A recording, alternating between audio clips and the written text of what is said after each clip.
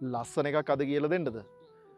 දැන් අපි සාමාන්‍යයෙන් ඉන්ටර්විව් එකකට යනකොට එයාලා අහනවා එයාලගේ යන කම්පැනි එක ගැන අපි මොනවද දන්නේ කියලා. එතකොට ඔයා ඉන්ටර්විව් එකට යන්න කලින් ඒ කම්පැනි එක ගැන වෙබ්සයිට් එකක් තියෙනවා නම් එහෙමයි, නැත්නම් තව කවුරු හරි කෙනෙක්ගෙන් අහලා දැනගන්නවා නම් එහෙමයි. ඒ කම්පැනි එකේ සිටුේෂන් එක කොහොමද, ඒ කම්පැනි එකේ බෑක්ග්‍රවුන්ඩ් එක කොහොමද, ඒ හැමදේම දැනගෙන තමා ඔයා ඉන්ටර්විව් එකට යන්න ඕනේ. එතකොට ඒගොල්ලෝ අහනවා what do you know about our company කියලා. මොනවද අපේ කම්පැනි ගැන ඔයා මේ වෙනකොට දන්නේ කියලා.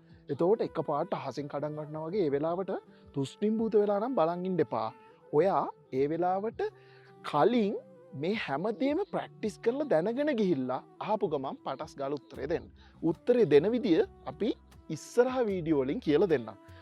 මේ ප්‍රශ්න සාමාන්‍යයෙන් ඕනම ඉන්ටර්විව් එක කොමන් ක්වෙස්චන්ස්. හරිද? එතකොට මේක එක තැනකට, එක රටකට, එක කම්පැනි එකකට කියලා විශේෂ නැහැ. ඕනම තැනකට මේ ප්‍රශ්න පොදු ප්‍රශ්න.